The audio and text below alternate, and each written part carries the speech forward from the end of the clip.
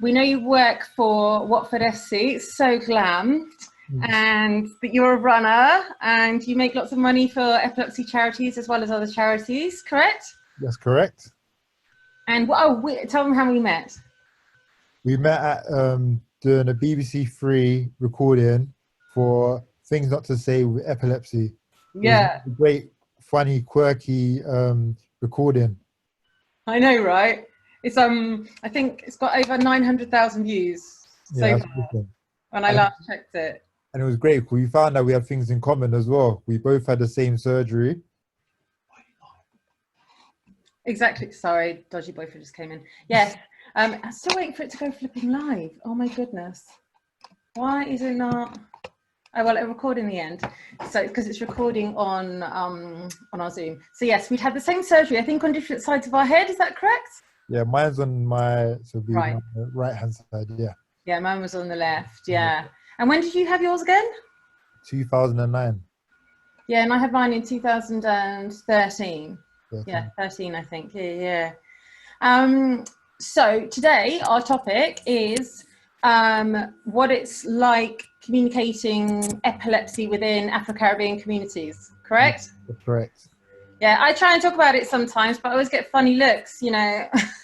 So it's great to come. So tell us about it. What's your experience and the experience of others, and how does it differ from like general UK public?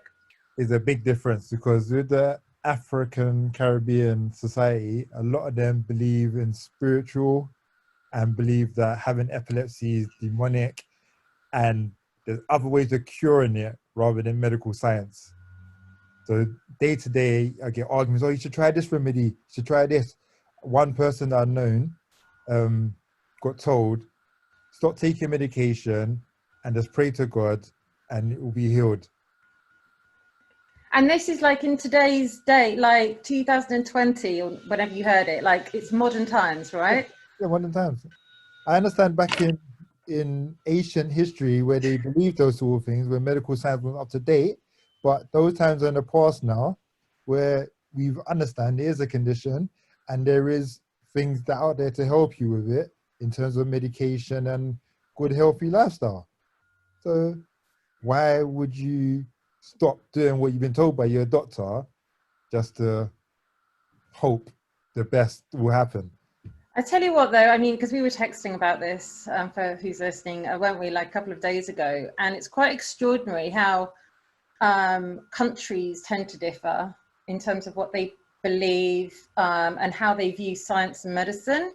Yeah. And they could be like your brother from another mother, but it's just things can be perceived so differently.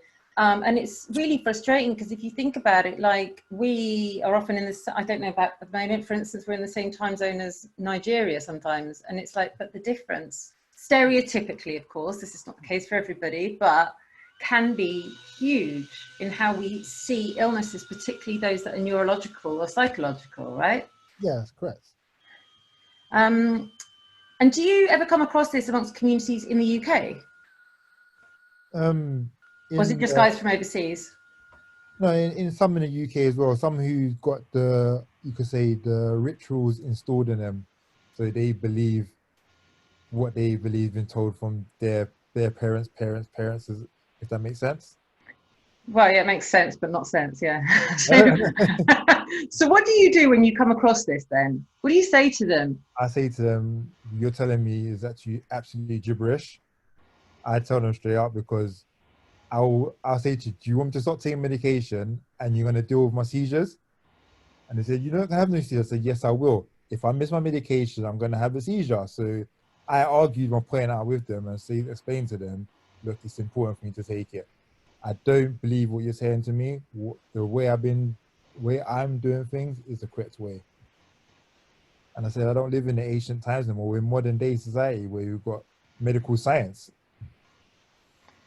And the thing is, we need to, I think, be open to contradiction. If we can be presented with information that is based on empirical evidence from studies published in papers that is from a credible source, I think that is what we need to be using instead of fairies at the bottom of the garden, right?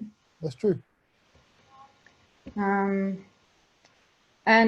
do you know what this made me think of? I spoke to, and I think I told you about this, but for those who don't know, I spoke to a woman from, I think, New York State about 6 months ago, and she was told by her pastor to stop taking her anti-epileptic drugs and just pray. But actually she was white. So there's ridiculousness and dangerous activity in all parts of the world, and no matter the melanin levels in your skin, we have challenging individuals, I think, everywhere. It's true. But I understand you could say pray, but if you pray alongside with your medical science, your medication, hopefully it continues to work, and whatever keeps you calm and whatever keeps Like you... meditating, right? Or mindfulness. Yeah, something like that. If you use it alongside it, then that's good, but not to stop your prescribed prescription just for that. It's not going to work.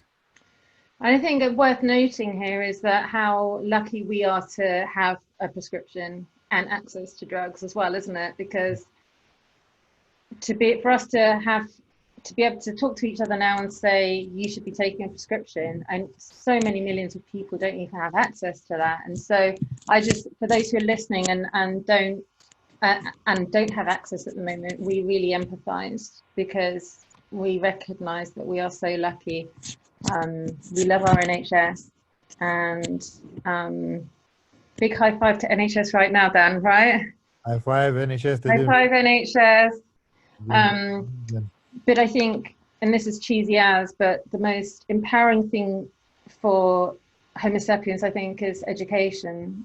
And if we can provide information like from you saying, like what you're doing, I can contradict that, just maybe listen to me, listen to my version, and see evidence that if you think about things this way, you take the drugs that you're prescribed, if you're lucky enough to have access, then you're much less likely to have seizures, generally speaking.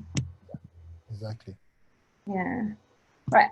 What would be your last note, Dan? What's the message that you've got for everybody whilst we finish this? And apart from telling them, of course, you did us a wonderful blog, and no doubt we'll be doing another one for us.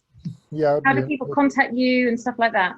You can contact me via Twitter on Big Dan 1989, Instagram on Dan_runs_epilepsy 2016.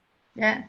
And you can also get me on LinkedIn, and I'll be happy to respond back to you. So you look for Daniel Bedeau, you'll